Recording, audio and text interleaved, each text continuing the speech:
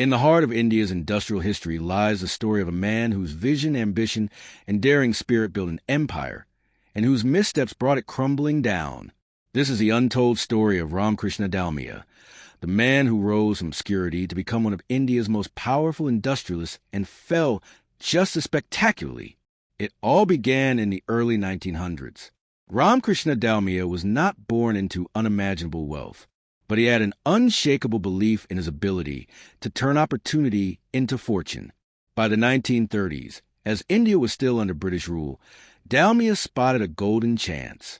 Cement, the nation's growing infrastructure, needed it, and Dalmia was determined to control it. He founded Dalmia Cement in 1935, and almost overnight, it became one of the largest cement producers in India. But cement was just the beginning.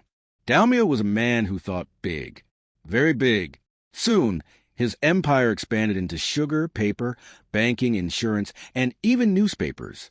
He acquired the Times of India, one of the most influential newspapers in the country, making him not just a businessman, but a man who could shape public opinion.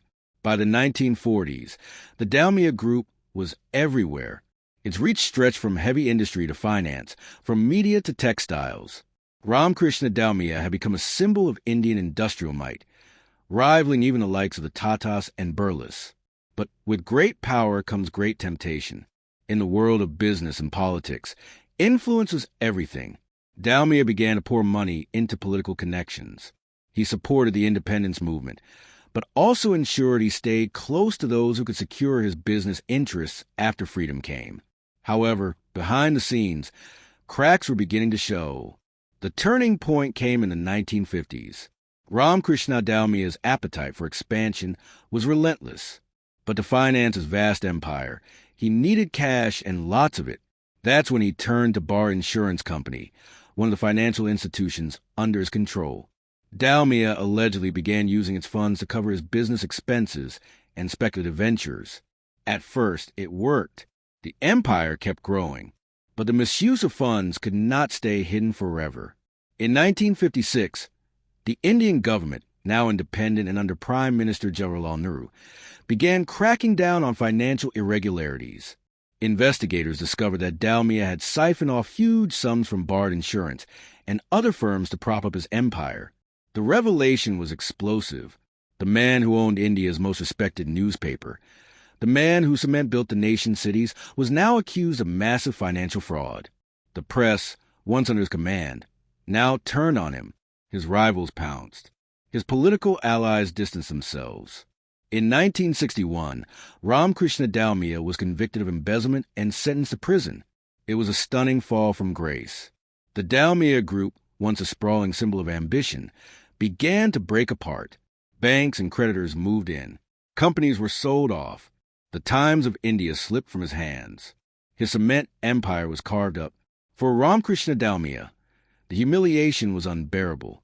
The man who once commanded boardrooms and ministers now found himself behind bars. He would serve several years in prison before being released. But the empire he had built was gone, dismantled, sold, and scattered among competitors and creditors. Yet, even in disgrace, Dalmia's name remained etched in India's industrial memory.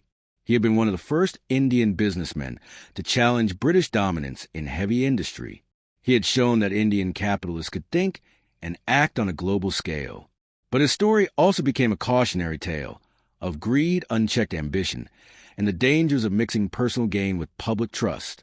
Today, the Dalmia Group still exists, though in a far more modest form, run by descendants who have rebuilt parts of the cement and sugar businesses. But the vast empire Ramkrishna once commanded will never return.